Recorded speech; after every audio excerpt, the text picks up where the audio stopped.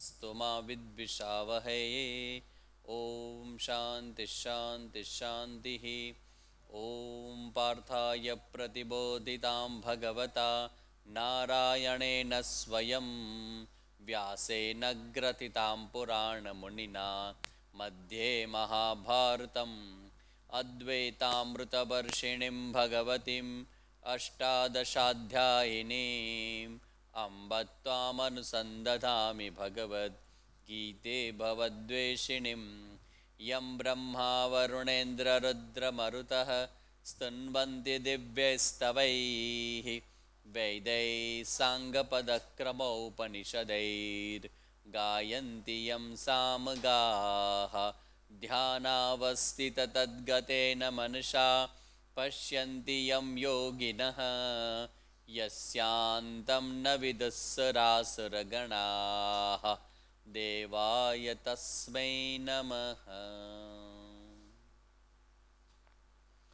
अथ अष्टमोऽध्यायः। अर्जुन उवाच किं तद्ब्रह्म किमध्यात्मम्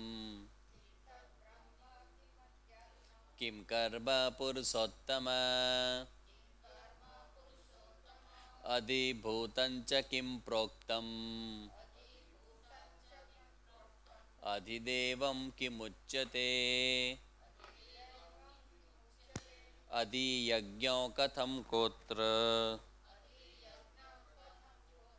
देहेऽस्मिन् मधुसूदन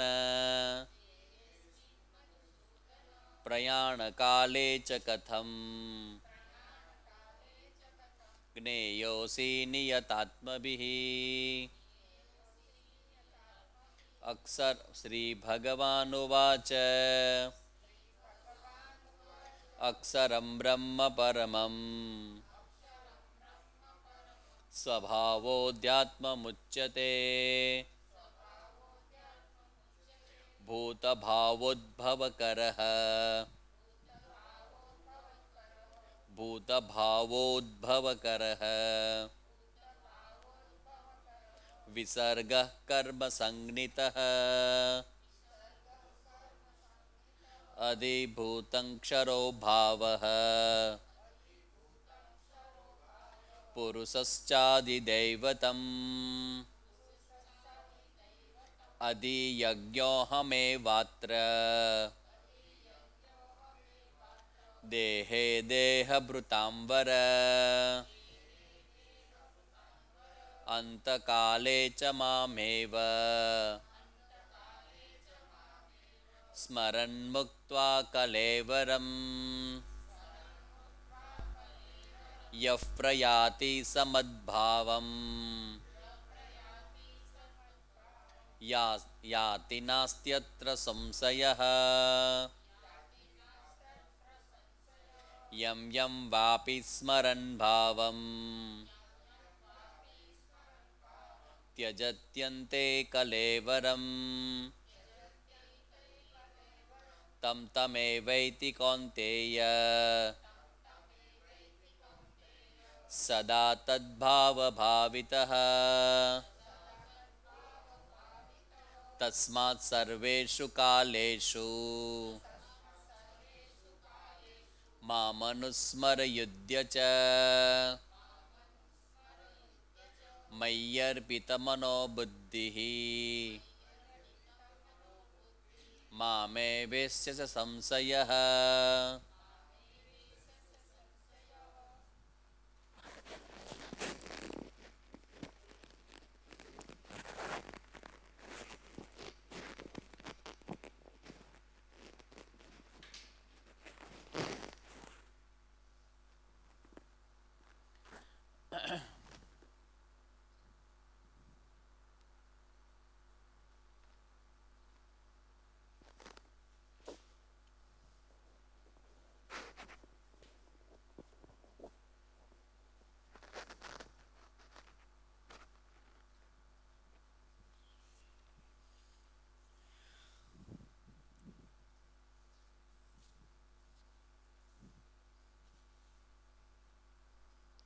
આઠમા અધ્યાયમાં અર્જુનના પ્રશ્ન અને ભગવાનનો જવાબ, જેમાં આપણે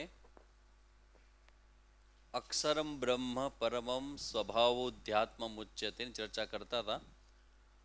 અક્ષરમ બ્રહ્મ પરમમ કિમ તદ બ્રહ્મ, એ બ્રહ્મ શું છે? અક્ષરમ પરમમ બ્રહ્મ, આ ભગવાનનો જવાબ છે.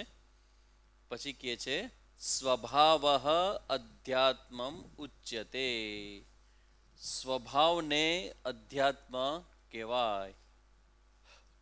બીજો પ્રશ્ન શું હતો? કિમ અધ્યાત્મમ, અધ્યાત્મ કોને કહેવાય?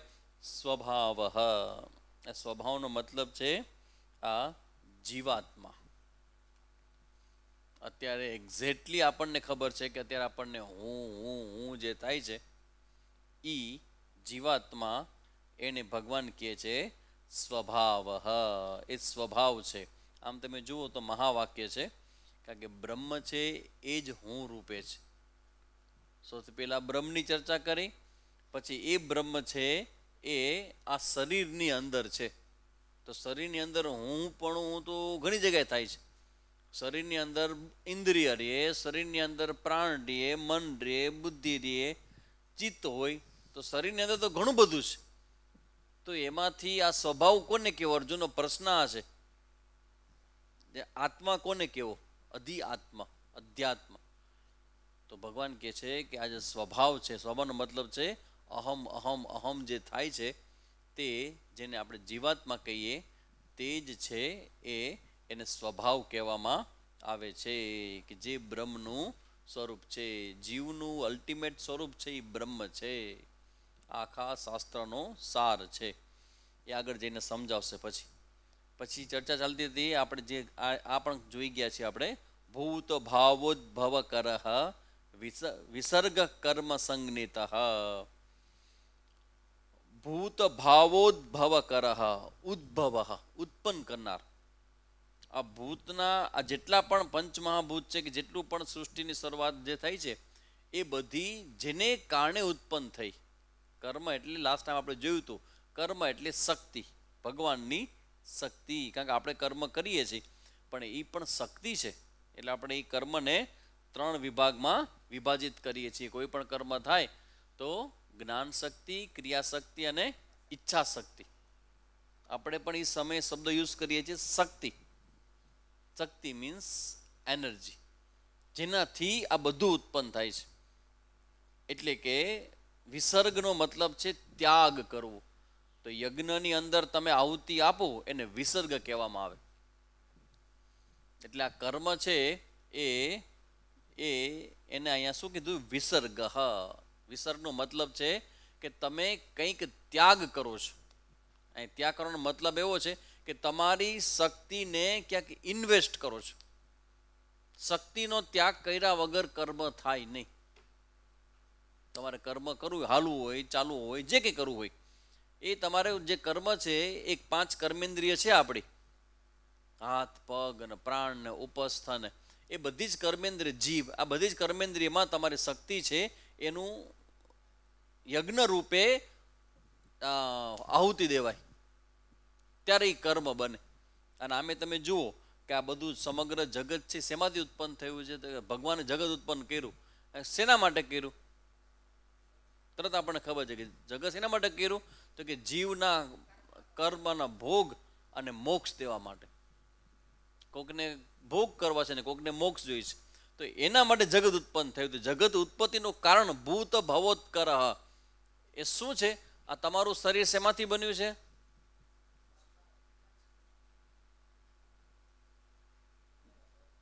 કર્મમાંથી.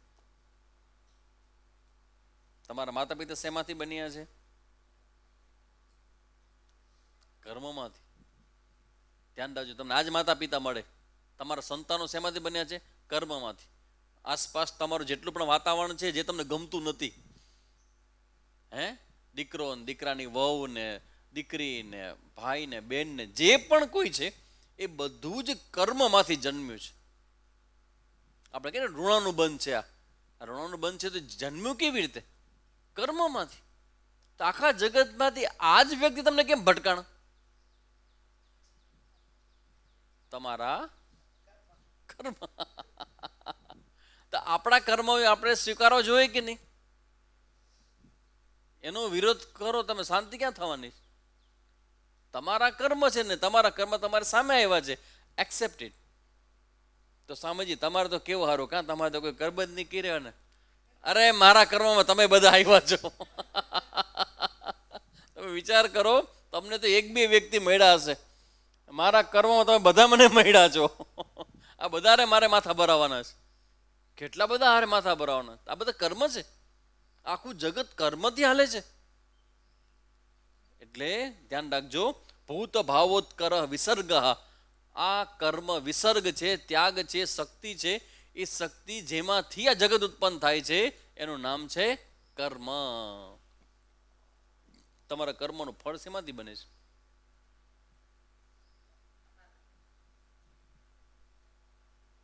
કર્મનું ફળ કર્મમાંથી બને. આપણા સુધી ભગવાન પહોંચાડે, પણ જન્મનું કારણ તો કર્મ ને. ભગવાન તમને તમારા કર્મનું ફળ આપે તો ફળ તો ભગવાને બનાવેલું હોય, પણ એ ફળ તમને કેમ મળે છે? તો આપણે એક બરાબર સ્પષ્ટ સમજી લેવું જોઈએ કે આપણા જીવનમાં કોઈ પણ ઘટના ઘટિત થાય તો એ ઘટનાને બરાબર જોવું જોઈએ કે આ ફળ છે, અને ફળ એ મારા કર્મના સંદર્ભમાં જ ભગવાન મને આપે. ગીવર ઇઝ ભગવાન અને આઈ એમ ધ રિસીવર. હું એને ધારણ કરનાર છું અને આપનાર કોણ છે? ભગવાન. તો ભગવાન તમને આવું ને આને આવું કાં આપે છે? કોઈ પૂછે ને કે જીવનનું રહસ્ય, એક જ શબ્દ, કર્મ. That's all. બહુ ધ્યાન રાખો, બહુ ધ્યાન રાખો, બહુ ધ્યાન રાખો. કર્મ ક્યારેય વિફળ જતા નથી. તમે પ્રાર્થના કરો તો પ્રાર્થનાનું ફળ પણ ભગવાન શું કામ આવે? કારણ કે કર્મ છે. એટલે માનસ કર્મ છે. તો પ્રાર્થના પણ જોઈ વિચારીને કરવી.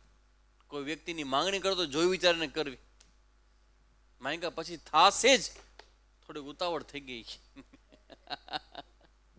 એટલે આ કર્મની લેણા દેણી છે.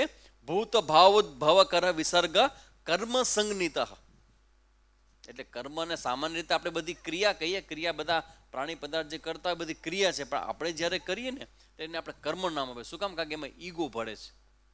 વ્યવહારમાં આપણે વ્યાખ્યા એવી છે, પણ શાસ્ત્રમાં કેવું છે કે યજ્ઞમાં જ્યારે આહુતિ આપવાની જે પ્રોસેસ કે પ્રક્રિયા છે એને કર્મ કહેવામાં આવ્યું છે.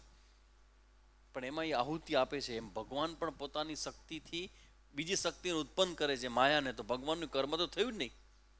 તો ભગવાન પોતે જ્ઞાની હોવાને કારણે એને કાંઈ લાગુ પડતું, આના કોઈ ઓર્ડર લાગુ પડતા નથી. એ બાકાત છે. આ કર્મની આખી જે ક્રિયાકલાપ છે, ભગવાન પોતે બાકાત છે, પણ બીજાને કારણે પછી ભગવાન આવે. બીજાને કારણે એટલે કોઈ વ્યક્તિ પ્રાર્થના કરે તો ભગવાન જન્મે લેવો પડે. તો ભગવાને જન્મ લેવાનું કારણ શું? ગીતાજીમાં ભગવાન એમ કે ભાઈ જીવો છે એના કલ્યાણ માટે હું જન્મ લઉં છું, પણ એવી જન્મ લેવા માટે તમારે શું કામ આવવું પડે? કારણ કે પ્રાર્થના છે જીવોની કે અમારું કલ્યાણ કરો, અમારું રક્ષણ કરો. અને ભગવાન નિયમ બનાવે છે કે પ્રાર્થના થાય તો રક્ષણ. જવાબ સંવિધાન જેવું છે. સંવિધાનમાં એક કાયદો એક કહેતો ને બીજો કાયદો બીજો કહેતો. તો કયો કાયદો લાગુ પડે છે ને એ સમાજ માટે ગુરુ રાખવા પડે, વકીલ કરવા પડે કે અહીંયા કયો કાયદો કામ કરશે. કલમ 13 છે એ અલગ કહેતું હોય ને 363મી કલમ અલગ કહેતું હોય. આ બેનું કનેક્શન છે. કોકર સંવિધાન જોવાનું થાય તો એમ નથી બોલતો હું. સંવિધાનની 13 નંબરની કલમ અને 363ની કલમ એનું કનેક્શન છે. તો એટલું બધું લાંબુ કનેક્શન તો આ કનેક્શન હોય. એવી જ રીતે ભગવાનના જે ઓર્ડર બનાવ્યો યુનિવર્સનો, એમાં એના નિયમ બધા બનાવ્યા છે.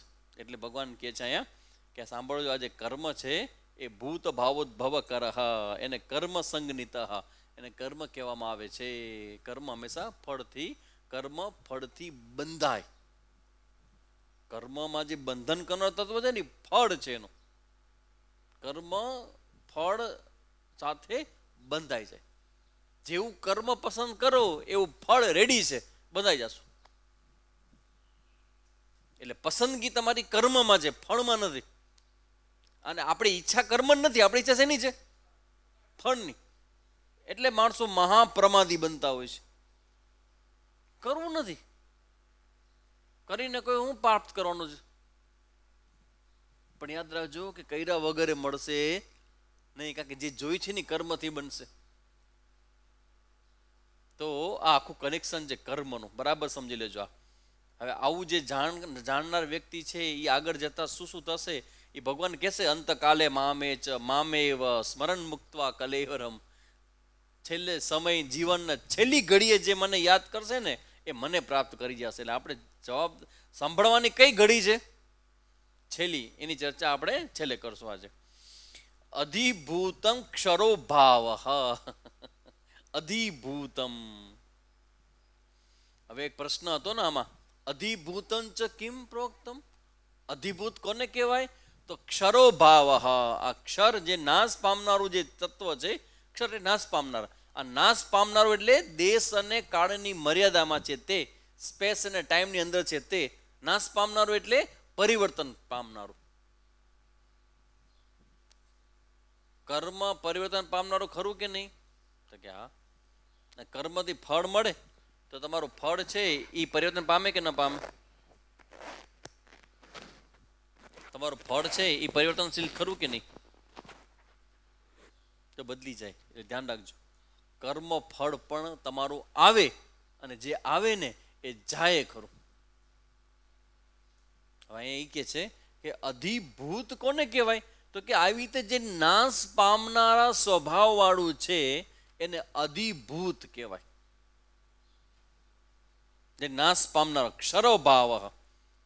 તો ક્ષર પામનારું છે એને ક્ષરો ભાવ કહેવાય. એને શું કહેવાય? અધિભૂત કહેવાય. તો બ્રહ્મ કોને કહેવાય? અક્ષર. ક્ષર પામે એ અધિભૂત, અને જે ક્ષર ન પામે એ બ્રહ્મ. અધિભૂતં ક્ષરો ભાવ પુરુષશ્ચાધિદૈવતમ અધિદેવમ કિમુચ્યતે. Next question. અધિભૂત તો કીધું, પછીનો પ્રશ્ન છે અધિદૈવમ કિમુચ્યતે. અધિદેવ કોને કહેવાય? તો કે છે પુરુષ. પુરુષ એટલે શું? અહીંયા પુરુષનો મતલબ છે હિરણ્ય ગર્ભ. હિરણ્ય ગર્ભ. પુરુષ ઇતિ હિરણ્ય ગર્ભ. એટલે અહીંયા ટીકાની જરૂર પડે, ભાષ્યની જરૂર પડે. તમે ઘરે બેસીને ગીતાજી વાંચો તો ટપ્પો ન પડે, કારણ કે પુરુષની ચર્ચા તો ગીતાજી અમે કેટલી જગ્યાએ કેવી રીતે અલગ અલગ કરીશ. સૌથી પહેલા પુરુષ એટલે કે મૂછાળો જ દેખાય તમને. કઈ જગ્યાએ આખી ગીતામાં બહેનોની ચર્ચા નથી કે મોક્ષ પુરુષને જ થાય છે. અરે ભાઈ, પુરુષ એટલે જીવાત્મા, પુરુષ એટલે હિરણ્ય ગર્ભ. પૂરે શયતિથી પુરુષ. પૂરે એટલે શરીરમાં, એમાં જે શયન કરનાર એને પુરુષ કહેવાય. પણ અહીંયા જે પુરુષ શબ્દ છે એ શેના માટે છે? હિરણ્ય ગર્ભ. હિરણ્ય ગર્ભ એટલે સૂક્ષ્મ શરીરના અધિષ્ઠાતૃ દેવતા. આપણા જે શરીર છે ને, એક સ્થૂલ અને એક સૂક્ષ્મ. તો હવે એક તમારું સ્થૂલ શરીર છે ને તમારું સૂક્ષ્મ શરીર છે. તો તમારું છે તો બીજાનું નથી. આપકા કોણ કોણ? અમારા કોણ પાણી? બધાનું છે.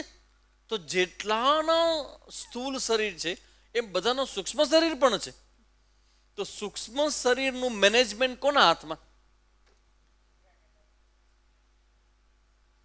હિરણ્ય ગર્ભ. આ હિરણ્ય ગર્ભને પુરુષ કહેવાય. અધિદૈવતમ. સૂક્ષ્મ શરીરનો ઓર્ડર ઈ બહાર પાડે. એના ઓર્ડર, એના નિયમ ઈ બહાર પાડે. એની સહી સિક્કો લાગે ત્યારે નિયમ લાગુ પડી જાય. સૂક્ષ્મ શરીરનો મતલબ છે મન, બુદ્ધિ, ચિત્ત અને અહંકાર. તો બુદ્ધિનું ડેવલપમેન્ટ થાય, બુદ્ધિ ઝાંખી પડે, પછી યાદ શક્તિ ઘટે. ક્યારેક ક્યારેક વળી પાછો તમે કંઈક એવું કરો, યાદ શક્તિ વધે. આ બધું વધવું ઘટવું આ બધું છે એ બધું હિરણ્ય ગર્ભના અંડર કંટ્રોલમાં આવે બધું. તો કે પુરુષશ્ચ અધિદૈવતમ અધિભૂતમ પુરુષ અધિદૈવતમ પુરુષ. એટલે કે હિરણ્ય ગર્ભને અધિદેવ કહેવામાં આવે છે. ને દેહભૃતાંબર. દેહધારીઓમાં શ્રેષ્ઠ અર્જુન. દેહભૃતાંબર. આ કોઈ પ્રશ્ન કે જવાબ નથી, અર્જુનનો વિચેતન છે. દેહભૃતાંબર શબ્દ છે ને એ અર્જુન માટે છે. લખી નાખજો ઇઝ ઇક્વલ ટુ અર્જુન. દેહભૃતાંબર, દેહધાર્યમાં શ્રેષ્ઠ અર્જુન. અત્ર દેહે અહમ એવ અધિયજ્ઞ. અને શરીરમાં હું વાસુદેવ જ અંતર્યામી રૂપથી અધિયજ્ઞ છું. આ શરીરની અંદર જે આપણો જે જઠરા અગ્નિ છે ને, શરીરની અંદર જે અગ્નિ છે ને, એ અગ્નિ રૂપે પરમાત્મા કહે છે that અહમ અસ્મિ અત્ર દેહે, આ શરીરની અંદર અહમ એવ, હું જ અધિયજ્ઞ છું. આ હું જ શબ્દ છે એ તમારે બધે જ લાગુ પાડવું જોઈએ. હું જ કહેવામાં આવે, હું જ અધિયજ્ઞ છું, તો અધિભૂત કોણ છે? પરમાત્મા. તમે જોજો આ હું જ શબ્દ જે છે ને એવ, એ વેરી વેરી વેરી ટચી શબ્દ છે. જો એ સમજાશે ને તો આખી લાઈન તમને સમજાશે. શું કહે છે કે અધિયજ્ઞ પણ હું છું. તેનો મતલબ કે આદિ જે અધિભૌતિક કીધું, પછી એની આગળ તમે અધ્યાત્મ કીધું, એની આગળ કર્મ કીધું, આ બધું જ પરમાત્મા છે. અલગ અલગ અલગ તમને દેખાય છે, પણ બધાને ચલાવનારો કોણ છે? એકમાત્ર પરમાત્મા. અધિયજ્ઞ પણ હું છું એમ કહીને કહી દીધું કે આગળ જેટલું કીધું ને એ બધું જ હું છું.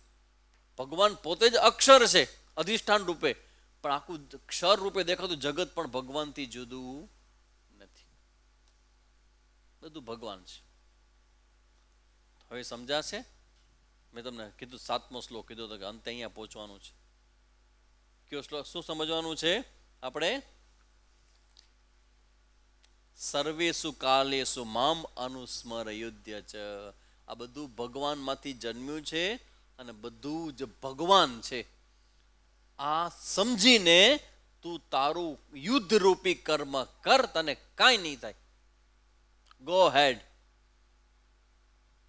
કર્મની સફળતા અને નિષ્ફળતાની ચિંતાઓ બહુ ન કરવી આપણે લોકોએ.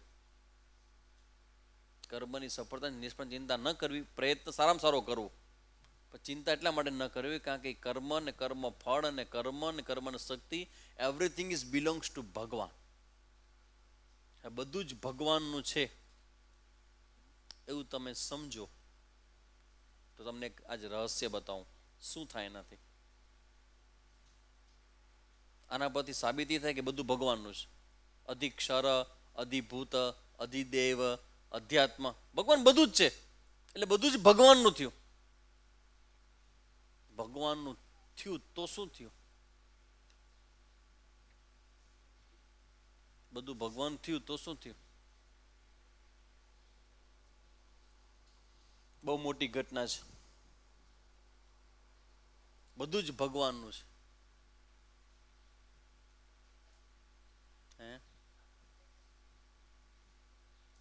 તો એને શું થાય?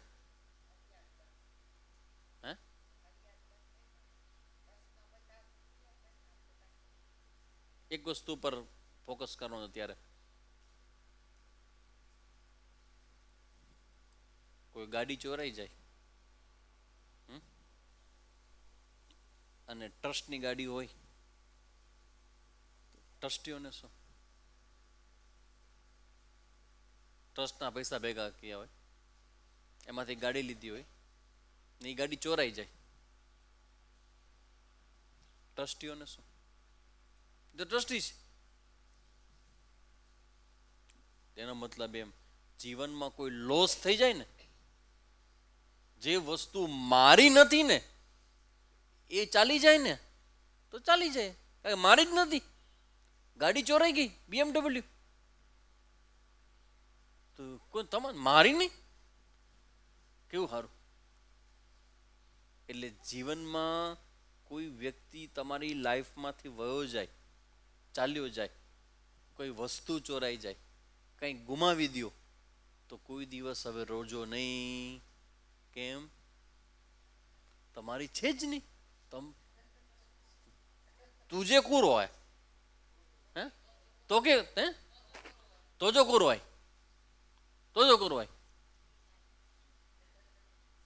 કી નાય તો જો કુરો હોય કી નાય મૂકે કી નાય શું મૂકે મૂકે કી નાય તો જો કુરો હોય મૂકે કી નાય છે તો આન નથી તો શાંતિ. ધીસ ઇઝ કોલ્ડ શાંતિ. તમે જુઓ ભગવદ્ ગીતાની આ વિચાર આપણા મગજમાં જો ક્લિયર થાય તો આપણું જે પકડ છે, આવું જોઈએ, મારો ફોન કેમ ખોઈ ગયો, મારું કેમ આમ થઈ ગયું, અરે કેમ થઈ ગયું, બધું વહી જશે. જરાય ચિંતા ના કરો, શાંતિ રાખો. આપણું હશે તો આપણી પાસે આવી જશે પાછો, ચિંતા ન કરો. 20 હતા તો 20 ગયા, કોના હતા ને કોના ગયા. મારા હોય તો ચિંતા, ન હોય તો શું ચિંતા. પૂજ્ય સ્વામી જવું કહેતા હતા એ કે મારી પાસે લાખો નહીં, કરોડોની સંખ્યામાં મારી પાસે એટલી બધી મોટી રકમો આવી છે, કરોડોની સંખ્યા, કરોડોમાં એમાં સંપત્તિ ગણાય એટલી આવી છે, અને એટલી જ ગઈ છે. પછીનું જે વાક્ય છે ને એ નોંધવા જેવું છે. એ કે મારા હૃદય ઉપર આટલો સરખો પણ એનો લેસ પણ એનો એક ડેશ નથી, મારા હૃદય ઉપર છરકો નથી એનો. ઓલા બેન કહેતા કે મારું પાંચકું ખોવાય ને મારા ગ્રહસ્થી નું તો 5 દિવસ ઉએ નહીં અમે. એ વાત સાચી છે ને કા? આ બધા ગ્રહસ્થીઓ તમારે એવું પાંચકું ખોવાય એટલે 5 દિવસથી ઊંઘ ના આવે, પાંચકું ગયું મારું, પાંચકું ગયું મારું, પાંચકું ગયું. હવે તમને સમજાય છે કે જ્યારે રાજા જનકે કીધું હશે મિથિલાયામ દહ્યતિ નામે કિંચન, આખી મિથિલા બળે છે, મને શું, મારી ક્યાં છે? એ તો હું એનો ટ્રસ્ટી છું, હું એનો રાજા છું, કોઈ એનો માલિક નથી. તમારી અંદરનો માલિક જ્યારે રજા લઈ જશે ને ત્યારે તમારા જીવનમાં શાંતિના દિવસો શરૂ થશે. તમે માલિકને છોડતા નથી, આ ઈગોનું કામ છે. એને બધું મેનેજ કરવું છે, કંટ્રોલ કરવો છે, એ બધું એને હાથમાં હોવું જોઈએ. અને હું કહું એટલે આ મિનિટ બધું મૂકીને તારે કરવું પડશે, આ કારણ કે હું કહું છું. હા પણ હું થોડીક પછી નહીં, અત્યારે જ કરવું પડશે. વાતાવરણમાં જોયું કેવી ઠંડક છે, આ બોલવામાં કેવી ઠંડક છે, કેવી શાંતિ છે ને. ભગવાન છે ને, ભગવાનનું વાક્ય છે ને, ભગવાનને ધ્યાનમાં રાખીને બોલાય ને. શું આ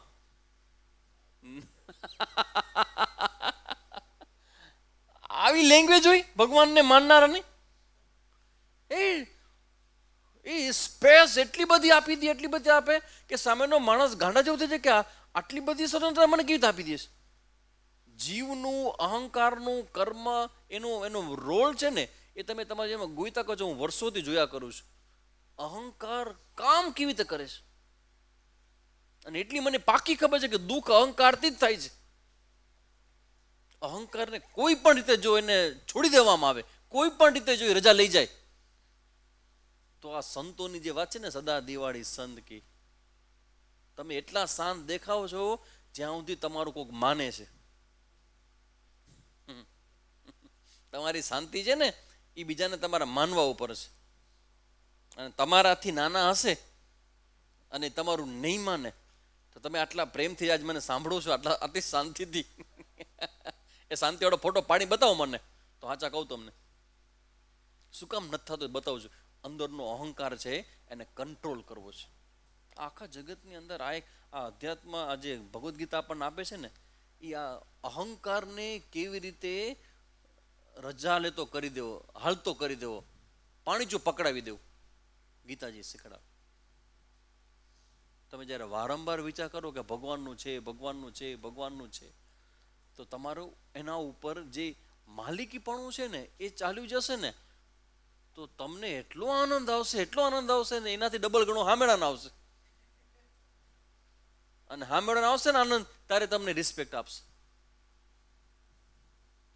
તમે એને ડિમાન્ડ કરો રિસ્પેક્ટની. You should command respect, not demand respect.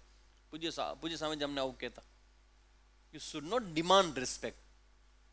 આમ ન કરવું જોઈએ, પગે ના લાગવું જોઈએ મને, એમ નહીં.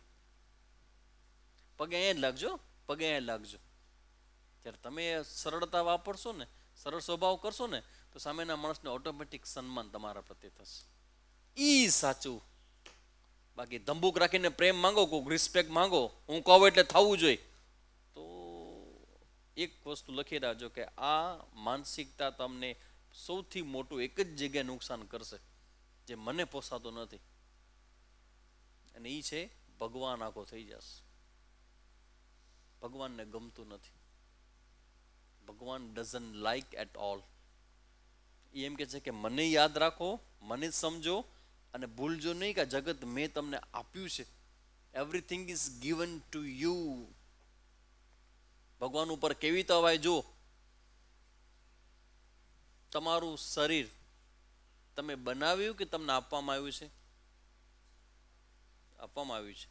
તમારી ઇન્દ્રિય શરીરમાં એ તમે બનાવી કે આપવામાં આવી છે? આપવામાં આવી છે. પછી તમારા જન્મ સમયનું વાતાવરણ તમે ઊભું કર્યું, બનાવ્યું કે આપવામાં આવ્યું છે? આપવામાં આવ્યું છે. પછી આ તમારું મન, તમારી બુદ્ધિ એ તમે બનાવી છે કે આપવામાં આવી છે? બેઝિકલી તો કોકે તમને બનાવીને આપી છે ને, બરાબર ને? માતા પિતા તમે બનાવી કે આપવામાં આવ્યા છે? આપવામાં આવ્યા છે. બધું જ આપવામાં આવ્યું છે. ઓક્સિજન વાયુ તમે બનાવ્યો છે કે આપવામાં આવ્યો છે? આપવામાં આવ્યો છે. બરાબર, કોઈકે આપ્યું છે. somebody is giver. કોઈક આપ્યું છે, આપ્યું છે, આપ્યું છે. Now question is, who is the giver? કોણે આપ્યું બધું? તમારા શરીર, તમારું આસપાસનું વાતાવરણ, માતા પિતા, ભાઈ બહેન, બુદ્ધિ, ચિત્ત, જે કંઈ છે તમને આપવામાં આવ્યું છે. તો કોણે આપ્યું છે? ઈશ્વરે આપ્યું છે. તો કોનું કહેવાય?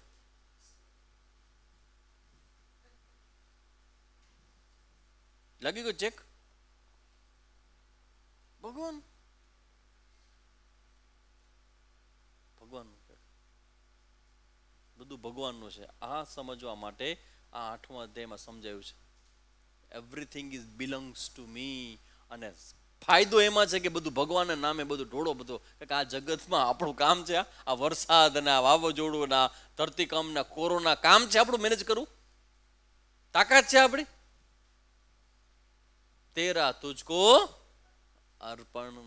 આને શું કહેવાય? સાંભળજો જે સમજી શકતા હો તો. તેરા તુજકો અર્પણ ને શું કહેવાય? તેરા તુજકો અર્પણ એને કહેવાય માનસિક સંન્યાસ. કલરવાળા કપડામાં સંન્યાસ. તેરા તુજકો અર્પણ. ઓ ભાઈ, તમે તો મોટું કર્યું. શું કર્યું? તો કે જેનું હોતું એને પાછું આપ્યું. તો તમે બેસી ગયા હતા માલિક થઈને. અને હવે સમજાણું કે આ તો મારું નથી, આ તો ભગવાનનું જ. અધિભૂતં ક્ષરો ભાવ અધિદૈવમ, બધું ભગવાનનું છે. એવરીથિંગ બિલોંગ્સ ટુ ભગવાન. તો પછી મારું તો આમાં કાંઈ છે નહીં. તો તમને શું કામ આપવામાં આવ્યું છે ભાઈ? આપનાર ભગવાન છે. હવે જવાબ દો જી, તમને શું કામ આપ્યું છે? આવું સરસ શરીર, આવા સરસ વાતાવરણ, હે? શું કામ આપ્યું છે? વાહ, તમારા કર્મના ફળ ભોગવવા માટે. પણ સ્વામીજી હવે ક્યાંક આપણે કંઈક બીજી જ ઈચ્છા છે. તા બોલો ને. તો કે હવે આ કર્મ ને કર્મનું ફળ ને જન્મ ને મરણ ને સ્ત્રી ને પુરુષ ને પતિ ને પત્ની ને આવું કંઈ મારે જોતું નથી. તો હવે શું જોઈએ તમારે? તો કે હવે મારે મોક્ષ જોઈએ છે. તો મોક્ષ જોતો હોય તો શું કરવું પડે એના માટે? મોક્ષ જોતો હોય તો પેલા શરીર જોઈએ કે નહીં? પછી અધિકારી મન જોઈએ કે નહીં? પછી ભગવાન જોઈએ કે નહીં? શાસ્ત્ર જોઈએ કે નહીં? ગુરુ જોઈએ કે નહીં? તો બધું જ છે. એ બધું શેના માટે છે? મોક્ષ માટે. જગત ભોગ માટે છે કે મોક્ષ માટે? સમજી ગયા?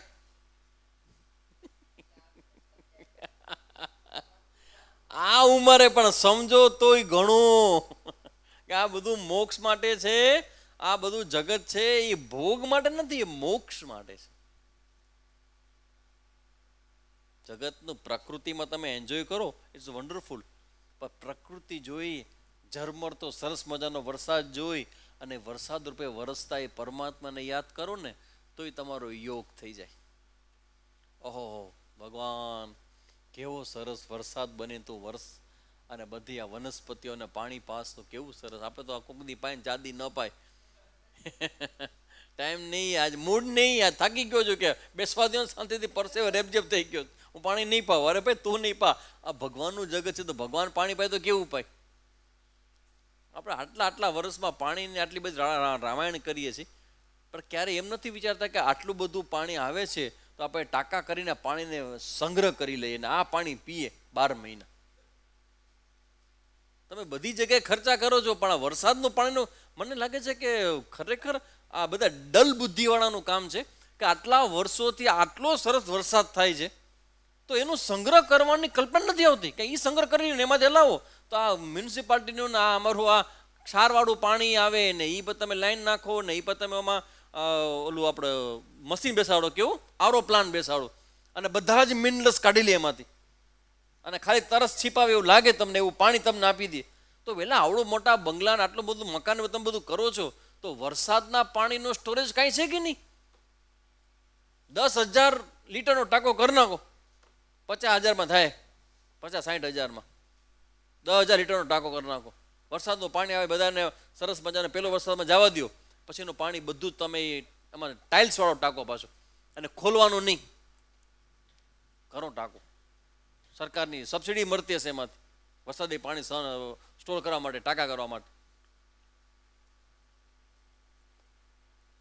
પાણી તું, ભગવાન પાણી તું, આ પાણી રૂપે પરમાત્મા છે, એને સંગ્રહ કરી અને એમાંથી પીઓ, તો તમારા આને કહેવાય બુદ્ધિ. એ તો પેલા આવડું મોટું તમે આટલા બધા મકાનો જોઉં છું, આ કોઈના મકાનમાં બધા એક ટાંકો છે, કોઈ 2 ટાંકા વાળા નથી. વિચાર નથી આવતો કે આને આ પટેલો છે. અમારા માં ગયો તો માનકુવામાં હમણાં, તો માનકુવામાં એક સાહેબ કે સ્વામી જાય, માનકુવાની અંદર જેટલા બધા પટેલો છે બધાના ઘરમાં 2 ટાંકા. એક ઓલો મ્યુનિસિપાલિટીનું સામાન્ય પાણી વાપરવાનો, અને પીવાનું ને જમવાનું પાણી હોય ને એનો ટાંકો અલગ. બધાના ઘરમાં એકના ટાઇલ્સ વાળા 2 ટાંકા, ટાઇલ્સ વાળો 1 ટાંકો, એક ટાઇલ્સ વગરનો. ટાઇલ્સ વાળો ટાંકો છે એ પાણીને પીવાનું પાણી. આ પરમાત્મા વરસે છે, આ પાણીને પરમાત્મા રૂપે જોવું એ યોગ કહેવાય, અને એ તમારા હૃદયને શુદ્ધિ કરે. એટલે ભગવાન કહે છે કે આ બધું જ હું છું, તું એમ ન માનજે કે આ બધું તને અલગ અલગ દેખાય છે, બધું અલગ અલગ છે. ના ના, everything is belongs to me. પછી કહે છે કે હવે જ્યારે આ 5મા શ્લોકમાં ભગવાન કહે છે કે અંતકાલે ચ મામ એવ સ્મરણ મુક્ત્વા કલેવરમ. હવે ભગવાન થોડુંક રહસ્ય ખોલે છે કે જ્યારે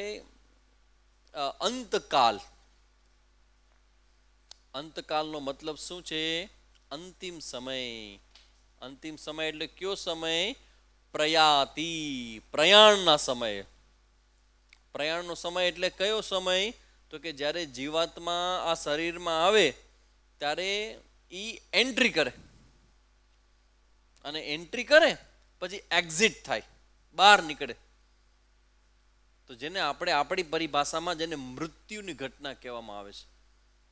તો એવા સમયે જે લોકો મામ એવ સ્મરંતી, મને યાદ કરે છે.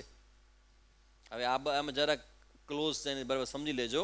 યહ, યહ શબ્દ દેખાણો તમને આ શ્લોકમાં? યહ શબ્દ છે કે શ્લોકમાં, 5મા શ્લોકમાં બીજી લાઈનમાં પહેલો યહ અંતકાલે ચ મામ એવ સ્મરન કલેવરમ. આ કલેવરમ શબ્દ બહુ સરસ મજાનો. કલેવરમ એટલે સ્થૂલ શરીરને મુક્તવા, છોડતા, એટલે એક્ઝેક્ટલી મૃત્યુની ઘટના છે. સ્થૂળ શરીર આપણું હોય ને, અત્યારે આ શરીરને આપણા સૂક્ષ્મ શરીર અંદર પકડાઈ ગયું છે, એટલે સૂક્ષ્મ શરીરમાં અત્યારે હું પણ છે આપણું. સૂક્ષ્મ શરીરમાં મન, બુદ્ધિ, ચિત્ત, અહંકાર જે આની અંદર છે, એમાં અત્યારે હું પણ છે. એટલે એ તમારું સૂક્ષ્મ શરીર ક્યાં છે? કે શરીરની અંદર. તો હવે યાત્રા કોણ કરશે? તો કે સૂક્ષ્મ શરીર. હવે આ સૂક્ષ્મ શરીર અંદરથી જ્યારે બહાર આવે ત્યારે મનની અંદર કયા પ્રકારના વિચારો હોય એનું વર્ણન છે. શરીર છોડવાના સમયે કલેવરમ મુક્તવા, શરીરને ત્યાગ કરવાના સમયે શું કરે છે? તો કે મામ એવ સ્મરણ, મારું સ્મરણ કરતા કરતા. જે શરીરને છોડે છે, મારું સ્મરણ કરતા કરતા. ભગવાનનું સ્મરણ કરવું એટલે શું?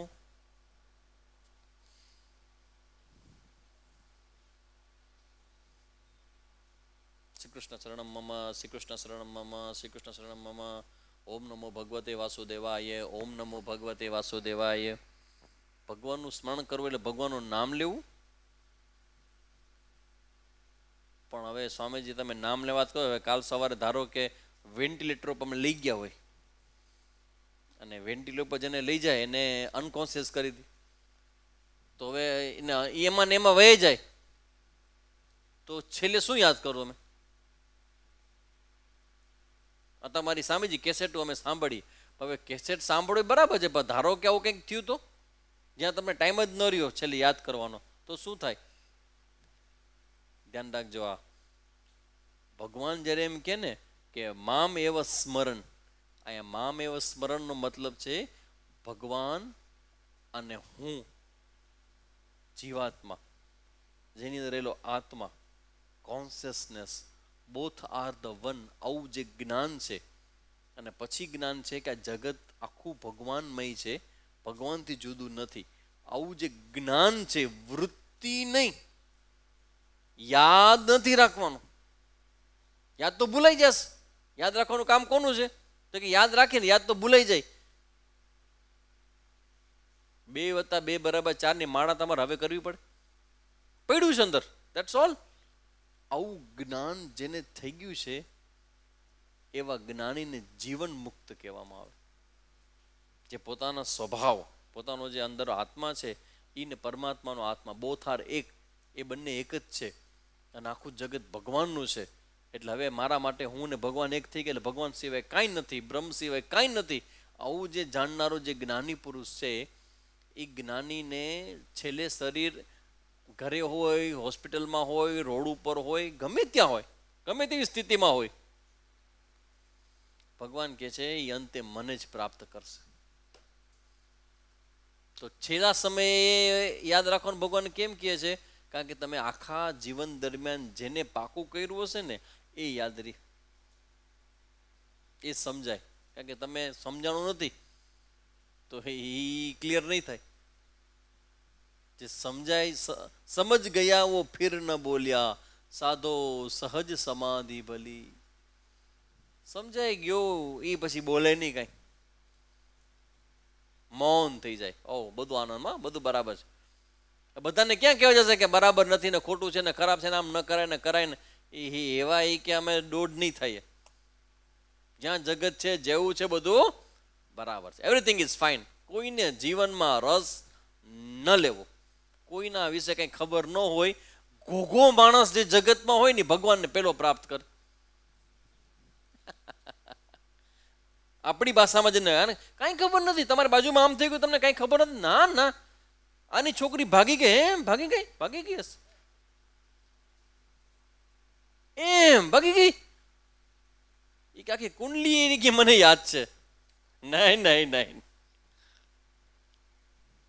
એટલે સાચું કહું તો નરસિંહ મહેતા એ સેન્સમાં બહુ સાચા.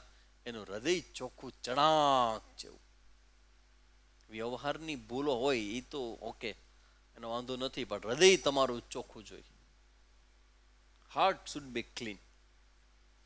તો છેલ્લો સમય છે એ ઔપચારિક રૂપે ભગવાન કહે છે, પણ સમજવાનું એવું છે કે તમે જે વસ્તુ ક્લિયર હોય ને, એ તમારી અંદર હોય ને હોય, જેમાં તમે ક્લિયર છો, સ્પષ્ટ છો. એટલે સ્પષ્ટ જ્ઞાન જેને થયું છે, એ જ્યારે શરીર છોડે છે ને, ત્યારે એની ગતિ શું થાય છે? તો સાંભળો. સમદ્ભાવમ યાતિ અત્ર સંશય ન અસ્તિ. આમાં શંકા ન કરજે, એ અંતે મને જ પ્રાપ્ત કરી જાય. એટલે ઈશ્વરીપણાના ભાવમાં એ એક થઈ જાય. એટલે મહાપુરુષોનો ફોટો આપણે રાખીએ, કારણ કે હવે ભગવાન થઈ ગયા. કારણ કે એના અહંકારથી શરીર ધારણ કર્યું, તે અહંકારે વયો ગયો, હવે તો ભગવાન થઈ ગયા. તો યાતિ પ્રાપ્ત કરે છે, અત્ર સંશય ન અસ્તિ. તમે ચિંતા ન કરજો, ચિંતા ન કરજે અર્જુન. જો તું મને આ બધા જ રૂપે જોઈશ, આ બધું મારું છે એમ જોઈશ, અને પછી તારી અંદર જે હું થાય, એ જ હું છું, એ જ બ્રહ્મ છે, આવું જોઈશ અર્જુન, તો પછી તારી ગતિ હું જ છું. ખાલી મીરાબાઈ સમાઈ ગયા એમ નહીં. જેટલા જ્ઞાની હોય ને બધા ભગવાનમાં જ સમાઈ જાય. મીરાબાઈ તો દ્વારકાધીશના મંદિરમાં સમાઈ ગયા, પણ જ્ઞાની પુરુષો છે એ બધા ભગવાનમાં જ સમાય છે. આપણું કામ નહીં સ્વામીજી, આ તો ભાઈ તમે ભક્તિ તો કરો, આપણું કામ નહીં, આવું કઈ ન વિચારું. જે સ્પષ્ટ અને સત્ય છે એને સમજવા પ્રયત્ન કરો. આજે નહીં તો કાલ, નહીં તો પરમ દિવસ એ સમજાશે. એને સમજાશે ને પછી એનું આકર્ષણ વધશે કે ના, હવે આ પાકા કરવા સિવાય બીજા કેમાં રસ નથી લેવો આપણે. એટલે પછી મન છે ને ધીમે ધીમે ધીમે બીજી બધી પાછું વળવા માંડશે. અને પછી એ સ્થિર થશે કેન્દ્રમાં. આ કેન્દ્ર એટલે પરમાત્મા. ઓહ, એમાં લાગી ગયું પછી પૂરું થઈ ગયું. પછી કોઈ તમને કંઈ હલાવી ન શકે. નિષ્ઠાવાળું જ્ઞાન.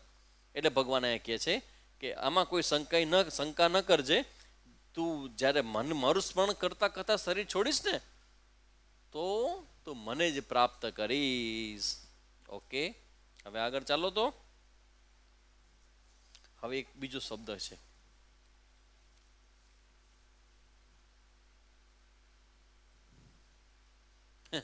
ભગવાન તમારા પ્રત્યે કોઈને આકર્ષણ ન થયું, તમારી ભક્તિ ન હોય તો જરા એના વિશે કહી દો ને કે મૃત્યુ પછી એનું શું થાય છે. આ તો ભક્તની વાત કે, પણ જે લોકો ભક્ત નથી, જે જ્ઞાની નથી, કે જે અધ્યાત્મમાં નથી આવ્યા, અને એ લોકો જોબ કરતા કરતા શરીર છોડી દે છે, બીજું કરતા કરતા એનું શરીર છોડી જતું, એનું શું થાય એ તો કયો.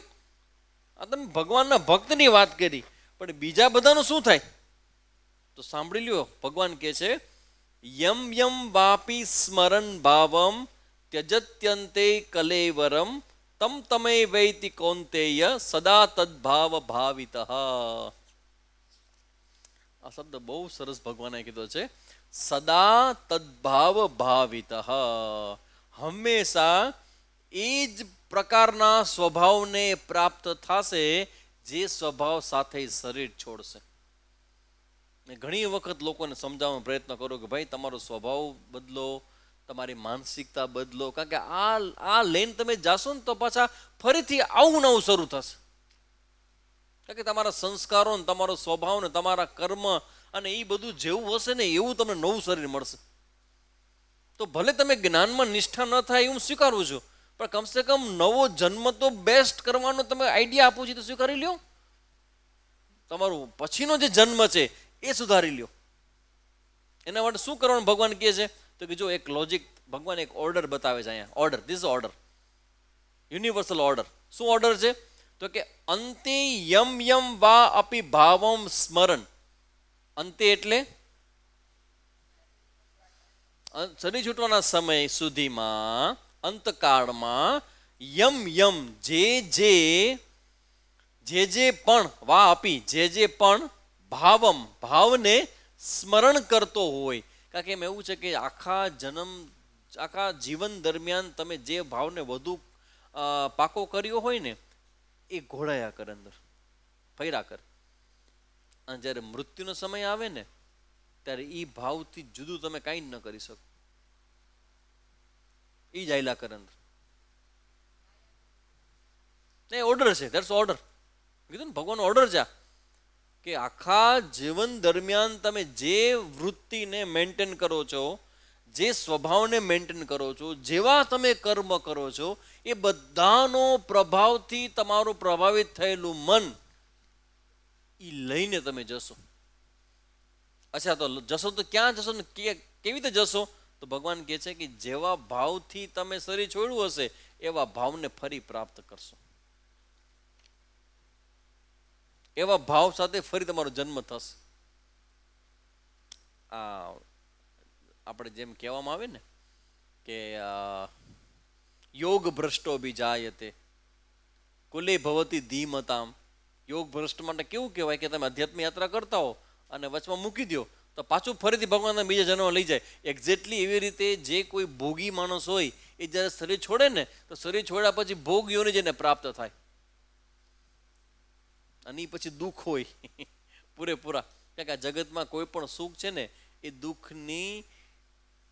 દુઃખના બીજ વગરનું નથી. કોઈ પણ સુખ છે ને જગતનું એ દુઃખના બીજ વગર નથી. લગ્નનું સુખ છે તો એના દુઃખનું બીજ લઈને જ આવે. સંતાનનું સુખ છે તો સંતાનથી દુઃખ પણ લઈને આવે. ગાડીનું સુખ છે, પડે પંચર ખબર પડે,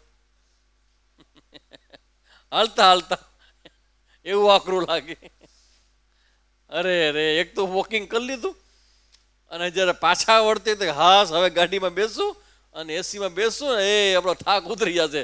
ત્યાં ટાયર પૂરું, હવે હજી બીજું હાલો, હજી 15 મિનિટ બીજી. એ ભગવાન,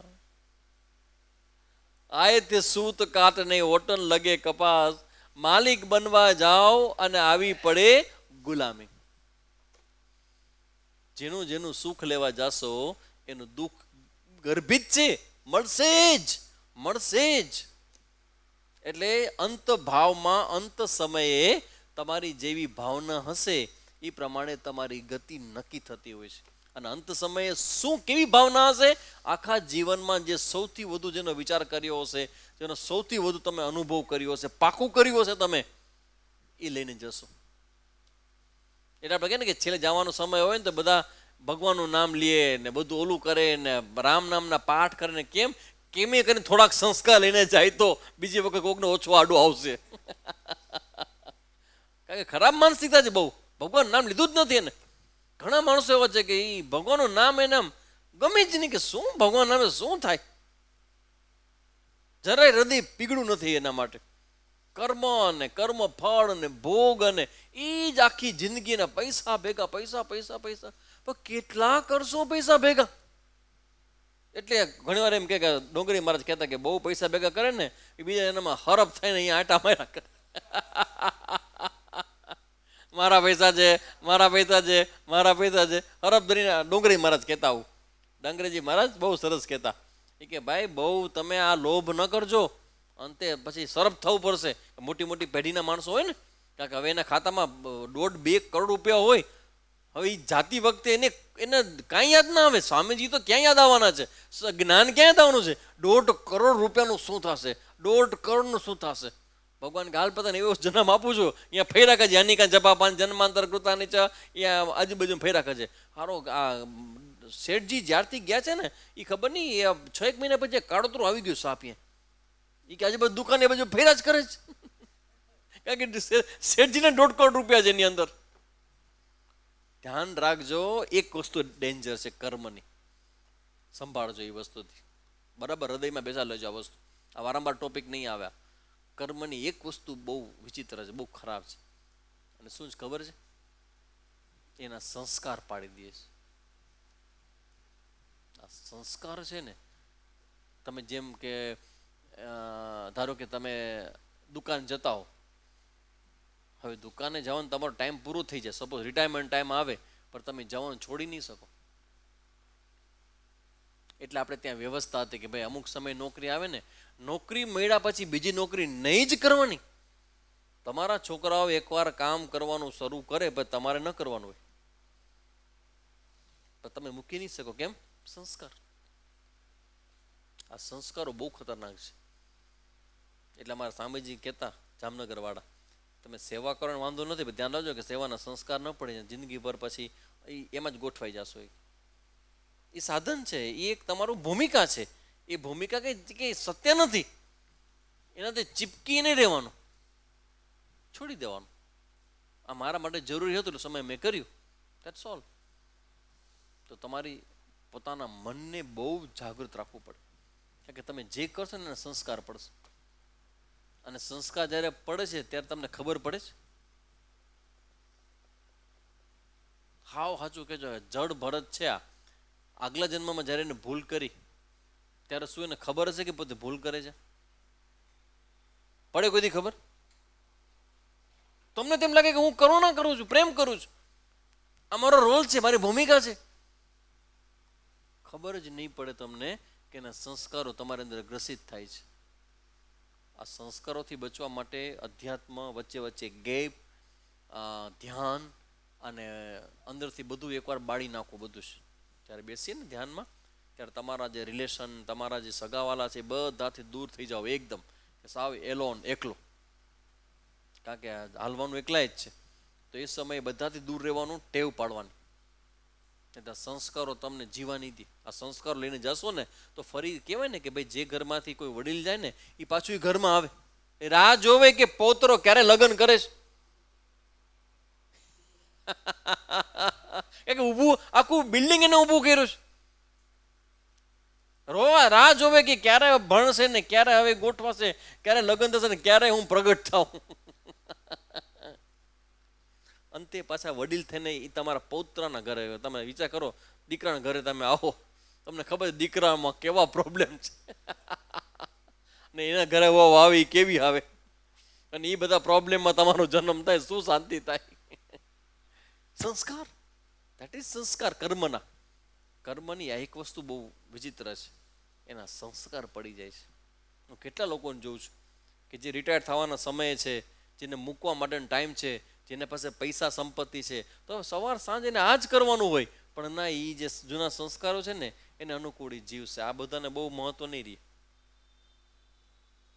એટલે આ ભગવાન જે કહે છે ને કે જે લાસ્ટમાં યમ યમ વાપી સ્મરણ ભાવમ, તમે આખા જીવન દરમિયાન જે ભાવને ધારણ કરો છો ને, કલેવરમ યાતિ, જ્યારે તમારું શરીર છોડશો ને ત્યારે એ ભાવ પ્રમાણે તમારી ગતિ થશે. તો તમે ભગવાનના ભક્ત હો, જ્ઞાન પ્રધાન જીવન જીવતા હો, શાસ્ત્ર શ્રવણ કરતા હો, તો આના સંસ્કાર પડે કે નહીં? તમે આજે સાંભળો છો, ભલે સમજાય કે ન સમજાય, પણ તમે સાંભળો છો.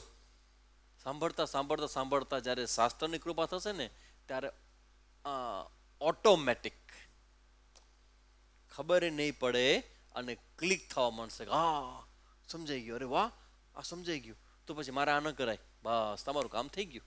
તમારા જીવનમાં તમને ગાઈડન્સ મળી ગયું. આ કરાય ને આ ન કરાય, તમે પોતે જ નક્કી કરો. ગુરુ આવીને કે એમ એવું નહીં, તમે જ સાંભળો, તમે સમજો અને તમે નક્કી કરો કે ના, હવે આમ ન કરાય. આ તો મરવાના ધંધા છે.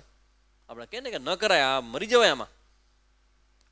એટલે કર્મ બધી જગ્યાએ બનતા હોય તો ઘણી વખત તમારી ભૂમિકા છે ને, એ ભલે ભૂમિકા કંઈ તમે ઘણું બધું કહી દેતા હો, મને ખબર છે, સમજી, મારી તો ભૂમિકા છે ને, પણ તમારે અંદરથી કરવું છે એવું, એટલે ભૂમિકા તમે કરો છો. પણ ભૂમિકાને મૂકી દેવાની. કોઈક વાર સાચા ભક્તને રહેવાનો, મૌન સાક્ષી બની જવાનો, એક શબ્દ નહીં બોલવાનો, ખબર પડે. તમે એકવાર એવું ટ્રાય કરો કે તમે જાણે કે છો જ નહીં. આ હું કરું છું, આવી રીતે આઈ એમ ડુઈંગ. હું જ્યારે ધ્યાનમાં બેસું ને, શરૂઆતના સ્ટેજમાં જે ખુરશી ઉપર હું બેઠો હોઉં, એ ખુરશીને હું જોઉં અને મારા વગરની ખાલી ખુરશી, નો શરીર, ઓવર, કંઈ જ નહીં. ભાવ રીએ કે હું છું, પણ શરીર ને મન કાંઈ જ નહીં. ખુરશી આને, વ્યાસપીઠ આમને એમ હોય, હું ન હોઉં. That is meditation. ખંખેરી નાખવું પડે બધું. નહીં તો એકવાર તમે ગુરુની ભૂમિકામાં આવી જાઓ ને તો એ ચડી જાય ઘણી વાર. અહીંયા તારો ગુરુ છું, જરાક તો વિચાર કર. મારી વાત નહીં માન, મને પૂછ્યા વગર કરીશ. બીપી હાઈ થઈ ગયું. કાં? તો કે મારું શિષ્ય મારું માનતું નથી. મારું શિષ્ય મારું માનતો નથી. હવે એ કોઈનું માને એમ નથી, ભગવાનનું નથી માનતો, તારું શું માનશે? આવડી મોટી ગીતાજી છે, એનું નથી માને, તારું માનશે? તો કે ના, માને છે ને, એ તો એનું કામ હોય એટલે માને. તારું થોડી વાર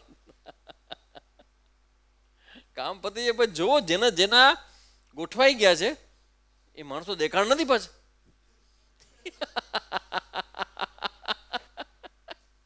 જ્યાં સુધી ન ગોઠવણ, ગુરુ મહારાજ કૃપા કરો, કૃપા કરો, કૃપા કરો, અને ગુરુ મહારાજ કૃપા કરે.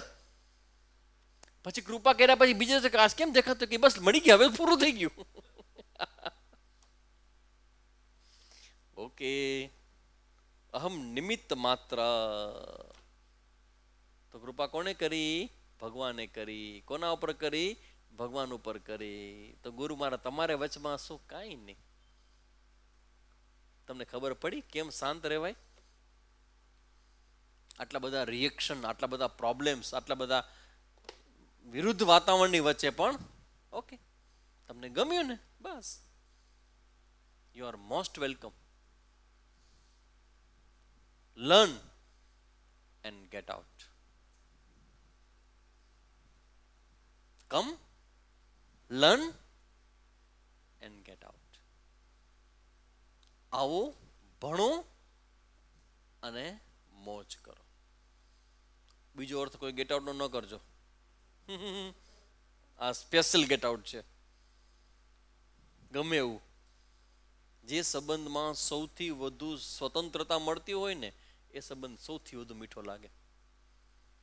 જે તમને પૂરી ફ્રીડમ છે, 100%. જસ્ટ ગીવ અપ એની ટાઈમ, કારણ કે સામેનો વ્યક્તિ એવો છે કે જેને તમારા સંબંધ ઉપર એ જીવતો જ નથી, એ તો ભગવાન અને જ્ઞાન ઉપર જીવે છે. આવો ભણો અને રજા લ્યો. તટસ્થતા, ઓબ્જેક્ટિવિટી, આ કર્મના સંસ્કારોમાંથી બચવું બહુ જરૂરી છે. એટલે યાદ રાખજો કે જે બહુ તમે ભૂમિકા કરતા હો ને તો ક્યારેક ક્યારેક ભૂમિકા મૂકી દેવાની, કારણ કે એ ભૂમિકા એકવાર ચડી જશે ને એ સમય જો કાંઈક થઈ ગયું ને, સમયથી થોડોક સમય રાખી લો, પછી કે હાંચવી લેશું, પછી હું હાંચવી લઈશ, પછી આવે જ નહીં તો રાતના 2:30 વાગે ધડાકો થયો, એવું દુખ્યું ફાટ કરતા શરીરની બહાર ધડક કરતા, કોઈને ખબર નહીં પડે. તમે જોશો કે શરીર પડ્યું છે, તમે પોતે જોશો કે તમારું શરીર પડ્યું, તમે બહાર આવી ગયા, હે એ છોકરાઓ એ ઉઠો, એ આમ કરો તેમ કરો, કોઈ નહીં સાંભળે તમારું. ઘર ફર પછી ખેંચજો ચાદર એની કે જો હું પતિ હું નીકળી ગઈ શરીરમાંથી, કોઈને ખબર નહીં પડે. એટલે ધ્યાન રાખવાનું, આ સંસ્કારોનું બહુ આખી જીવનભર આપણે જે કામ કર્યું હોય ને એનો ભાવ રહી જાય તો પછી તમને શું કરશે, એ તમને ફરી જન્મમાં એ ભાવ સાથે તમારો જન્મ થશે. એટલે જો ઘણા હોય નાનપણથી એનામાં વૈરાગ્ય હોય, નાનપણથી અમુક વસ્તુઓ ન ગમે, નાનપણથી અમુક વસ્તુમાં એ રસ ન લે, જે સામાન્ય છોકરાઓ કરતા અલગ સ્વભાવના હોય, તો સમજી લેવું કે એની પાસ્ટ લાઈફમાં એને અભ્યાસ કરેલો છે.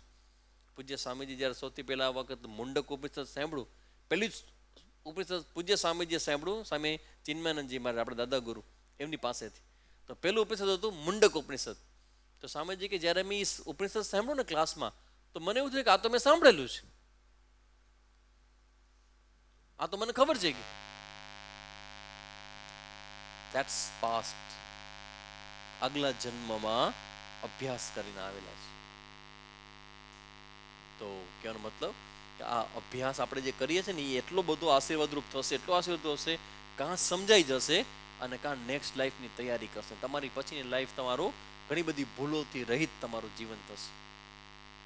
નવા જન્મની ચિંતા કરજો જ નહીં હવે, કારણ કે જો બધું તમે કરશો તો એ શું કરશે પછી?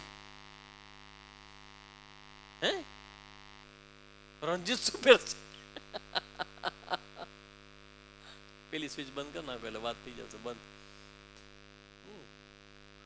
તો કહેવાનો મતલબ છે કે આનાથી બચવું, અને ભગવાન છે કહે છે જે ભાવથી તમે શરીર, એટલા માટે જો બધા પાછા એ જ કુટુંબમાં આવે, કારણ કે એ ભાવથી છૂટો ન હોય, ફરીથી એ કુટુંબમાં આવે, વળી પાછા એમાં જન્મ લે, વળી પાછા બાળક બને, પછી દબા દબી પછી અહીંયા આવે માથાકૂટ કરે, ઈનું ઈ ચાલુ રહે બધું. એટલે એમાંથી નીકળવા માટે સત્સંગ, જ્ઞાન અને શાસ્ત્ર ચિંતન, ભગવાનનું નામ, આ જેટલું થાય એટલું કરો, જેટલું થાય એટલું કરો, કારણ વગર કરો, કારણ વગર કરો. અનુષ્ઠાન એમને કરો, બસ એમને સ્વામીજી લઈ લીધું, એમને અનુષ્ઠાન લીધું, 1200 પાઠ કરશું કારણ વગર. શું કામ? તો કે અનુષ્ઠાન કરતી વખતે આપણે જપ તો થાય છે, ભગવાન નામ તો લેવાય છે. તો એવું કરવું. હવે જે 7મો શ્લોક છે, જેની આપણે ચિંતન ઘણા સ્ટાર્ટિંગમાં પેલું કર્યું, તસ્માત. જ્યારે પણ તસ્માત શબ્દ આવે તમારા કાન તરત ઊંચા થઈ જાય, હા તસ્માત, તેથી. તો આટલું બધું મેં કહ્યું, ચોથા શ્લોકથી લઈ અને 6થા શ્લોક સુધી જે પણ મેં કંઈ કીધું એનો ચરિતાર્થ શું છે, એનું કન્ક્લુઝન શું છે? સર્વેષુ કાલેષુ મામ અનુસ્મર યુધ્ય ચ. ચ એટલે અને, ચ એટલે અને. તો કે મારું અનુસ્મરણ કર અને યુદ્ધ કર. માનો મારું અનુસ્મરણ કર અને યુદ્ધ કર. કેવી રીતે? મયી અર્પિત, મને સમર્પિત કરી દે. મારાપણાનો ભાવ તારો જે છે શેમાં? મન બુદ્ધિ. હવે યાદ આવે છે સ્વાધ્યાયનું ગીત, મન બુદ્ધિ જેના છે તેને તું સોંપજે, મનડું પ્રભુના ચરણમાં તું રાખજે. ભક્તિ સમજાવી છે ગીતામાં વાંચજે, મનડું પ્રભુના ચરણમાં તું રાખજે. મન બુદ્ધિ મામ એવ ઈષ્યસી, એષ્યસી, મામ એવ, એષ્યસી એટલે પ્રાપ્ત થઈશ, મામ એવ એષ્યસી એટલે પ્રાપ્ત થઈશ, તું મને જ પ્રાપ્ત થઈશ. પણ તારે કરવાનું શું છે? તારે કરવાનું શું છે? તો કે છે તારે માત્ર તારું મન અને બુદ્ધિ છે મને અર્પણ કર, મારું અનુસ્મરણ કર અને યુદ્ધ કર. ભગવાને ઘણું બધું કરવાનું કહી દીધું છે. આટલું બધું કરવાનું અમારે? તો પછી ભગવાન તમે શું કહો છો? ભગવાન કે મારા જે કરવા જેવું છે ને એ એવું છે કે જે તું નહીં કરી શકે. મારા સ્વરૂપનું દર્શન છે ને એ તું નહીં કરી શકે, એ હું જ કરાવી શકીશ. તમે પ્રયત્ન કરી શકો પણ દર્શન એમ ન થાય. ભગવાન ઈચ્છે, ભગવાન કરાવે તો થાય. તો કે છે સર્વેષુ કાલેષુ. હવે આ શબ્દ સમજવા જેવો છે. સર્વેષુ એડજેક્ટિવ છે. બધા જ સમયે, કાલેષુ સમયમાં, બધા જ સમયમાં. આ બધા જ સમયમાં એટલે શું ચર્ચા કરશું આપણે. મામ અનુસ્મર, સ્મર ને અનુસ્મર એ ડિફરન્સ છે, ચર્ચા કરશું આપણે. ચ એટલે અને, અને એટલે તો બે વસ્તુ છે, બે વસ્તુ વચ્ચે અને આવે. તો આ અને આ મારું અનુસ્મરણ કરવાનું અને બીજું શું કરવાનું? યુદ્ધ. ખાલી અનુસ્મરણથી નહીં વાત થાય, યુદ્ધ પણ કરવાનું. અનુસ્મરણ કરવાનું, યુદ્ધ પણ કરવાનું. અચ્છા, વેરી ગુડ. પછી શું કરવાનું એનાથી? તો કે મયી. અને જ્યારે તું આ યુદ્ધ કર ને ત્યારે શું કરવાનું? મયી સપ્તમી, મારામાં અર્પિતા, શરણાગતિનો ભાવથી કરવું. અર્પિત. શું કરવાનું અર્પિત? મનોબુદ્ધિ. આ યુદ્ધ કોને, કેના દ્વારા થાય? મન અને બુદ્ધિ દ્વારા. અને જેના દ્વારા યુદ્ધ થાય ને એ સાધનને તું શું કરજે? મને અર્પણ કર. તો ભગવાનને અર્પણ કેવી રીતે થાય? મનને બુદ્ધિ. આ પેન તમે અત્યારે ભગવાનને ધરીને જાજો, ઓકે રાખી દેશું અહીંયા, ધેટ્સ ઓલ. અર્પિત. હે, આ તમારા ચરણોમાં અર્પિત. તો મન ને બુદ્ધિ તમે ભગવાનને અર્પિત કરી દો. પાછા સ્થૂળ છે કે સૂક્ષ્મ? મન ને બુદ્ધિ સૂક્ષ્મ. અને મન ને બુદ્ધિ અર્પિત કરી દેશો ભગવાનને, પછી શું કરશો?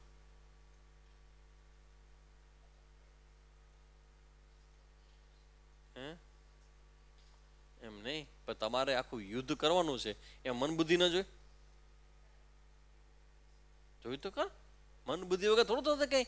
આ યુદ્ધનો અર્થ સમજાવશો. યુદ્ધ એટલે શું? યુદ્ધ કરવું હોય તો મન બુદ્ધિ તો જોઈએ જ. એક બાજુ યુદ્ધ કરવાનું કે બીજી બાજુ જેના દ્વારા યુદ્ધ કરી છે ને એ પાછું મને આપી દે છે. મય અર્પિત મનોબુદ્ધિ. આ બહુ ભગવાન થોડુંક આડું અવળું લાગે છે.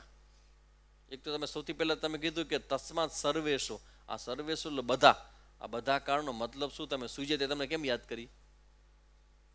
બધા કાળમાં તો ભૂત ભવિષ્ય વર્તમાન કે તો ભૂતકાળમાં તમે ભૂલી ગયા, અમને ખબર નથી, તો એ કેમ તમે યાદ કરી? આ સર્વેશુ શબ્દનો મતલબ શું થાય? એ એક અમારા માટે કન્ફ્યુઝનનો વિષય છે. ઓકે, સર્વેશુ કાલેશુ. પછી મામ અનુસ્મર. હવે સ્મરણ અનુસ્મર શું કામ તમે અલગ અલગ કરી નાખો છો? એ સમજાતું નથી મને. અનુસ્મર અને પાછું યુદ્ધ કર. ઓકે, યુદ્ધ કરું બરાબર. મનમાં સંકલ્પ લઈ અને બુદ્ધિથી વિચાર કરી અને યુદ્ધ કરું. ઉભર ઉભર ઉભર ઉભરે. આ મનને બુદ્ધિ પેલા મને આપી દે ભગવાન, તો પછી હું યુદ્ધ કેમ કરીશ? અને ભગવાન ધારો કે હાલો તમે કહો છો, મને તો અશક્ય લાગે છે બધું, પણ તમે કહો છો હું આ કરું તો શું થશે? શું મળશે મને? શું ચેન્જ આવશે? તો ભગવાન કે અસંશય મામ એવો એષ્યસી. તું મને પ્રાપ્ત કરી. એક બધું યુદ્ધ કરવાનું કે, અને યુદ્ધ કરવાથી જીત મળે કે ભગવાન મળે? જીત મળે. ભગવાન કે છે નહીં તો યુદ્ધ કરજે, તું મને મળી જઈશ. ટોટલી અનકનેક્ટેડ લાગે બધું. આ જોડાયેલું ન લાગે. એક એક શબ્દ છે એનો ટિપિકલ પર્ટિક્યુલર અર્થ છે, અને એ અર્થ જ્યાં સુધી ક્લિક નહીં થાય, બેસશે નહીં, ત્યાં સુધી આ આખું જે 7મો શ્લોક છે એ અતિ મહત્વનો શ્લોક છે. ભગવાને આમાં ઘણા બધા રહસ્ય ખોલ નાખ્યા છે આની અંદર. કારણ કે આ બધા જેટલે જ્યાં જ્યાં આપણે અટકશું ને બુદ્ધિથી, ત્યાં સમજી લેજો કે ભગવાને કંઈક એમાં લોકિંગ રાખ્યું છે, જેને અનલોકની જરૂર છે. લોકિંગ સિસ્ટમમાં છે, અનલોક કરવું પડશે ત્યારે આખું સમજાશે. ને સિક્રેટ છે આ શેનું સિક્રેટ છે? તમારા જીવનમાં જે મેં વાત કરી કે કર્મ કરો, કર્મના સંસ્કાર બંધાઈ જાય, કર્મથી તમારી માલિકી ભાવ જાગશે, કર્મથી પાછો નવો જન્મ થશે, એ બધા જ રહસ્ય આ શ્લોક ખોલે છે. જો આ પ્રમાણે કરશો ને તમારું કાંઈ નહીં થાય. નો રિએક્શન એટ ઓલ. ઉલટાનું તમારા કર્મ છે એ તમને હેલ્પફુલ થશે બહુ જ. કેટલી સરસ ચાવી છે આ, ક્યાં ખબર નથી માણસો. કર્મની ફ્રીડમ છે, ઈચ્છાનો વિષય છે, કર્મનો ઉપયોગ કરે છે, પણ ખબર નથી કે વિષય પૂરો કરવામાં પોતે કર્મથી બંધાઈ જાય છે. ખબર જ નથી. બહુ નેચરલ વેમાં બધા લોકો કર્મ કરે છે. આખો દિવસ કર્મ કર્મ કર્મ કર્મ કર્મ, પણ એને ખબર નથી કે કર્મથી બંધાઈ જવાશે. એ ભૂલાઈ જાય છે. એને એમ લાગે છે કર્મથી વિષયની પ્રાપ્તિ કરું, કર્મથી વસ્તુની પ્રાપ્તિ કરું, કોઈ વ્યક્તિ મને મળી જાય, મકાન મળી જાય, પૈસો મળી જાય, બધું મને મળી જાય. આ બધી વાત સાચી, મળી જશે, પણ તમે પિંજરામાં પૂરાઈ જશો એનું શું? કોઈની કલ્પના જ નથી કે ભગવાનની માયા આ નામ માયા. ઈ તમને બાંધે, જો તમને ખબર પડે બંધાવ, તાકાત છે માયા તમે બાંધી શકે. એ મીઠડી થઈને જ આવશે. મારી દીકરી આવ આવ આવ આવ, તમે જ ગોતવા જાશો અને તમને જ બાંધશે. જે પોસતું તે જ મારતો, ક્રમ એ કુદરતનો દિશે. જે તમને ગમે ને તમારું 12મું ઈ જ લખી નાખશે. જે તમને ગમે એ જ તમને મારશે. પણ ભગવાનની ઈચ્છા એવી છે કે આ બધા રહસ્ય આજે ખોલવામાં ના આવે. કારણ કે તમારું ધ્યાન તો મારા તરફ હોય, પણ મારું ધ્યાન તો ઘોડાયેલ તરફ હોય ને. એટલે આજના દિવસે આ બધા જ રહસ્ય રાખી તમે મને કહો, તમારી જગ્યાએ તો કેવું આમ જલ્દી સ્વામીજી કહી દો ને શું સિક્રેટ છે, આ કેમ બધું શબ્દ તમે આખા બધા પ્રશ્નો ઉભા કરી નાખ્યા, જવાબ કે એ આજે નહીં. એના માટે તમારે 7 દિવસ પ્રતીક્ષા કરવી પડશે અને પ્રાર્થના કરો ભગવાનને કે જ્યારે આ સ્વામીજી રહસ્ય ખોલે ત્યારે અમે સ્વામીજીને સામે હોઈએ તો મજા આવી જાય.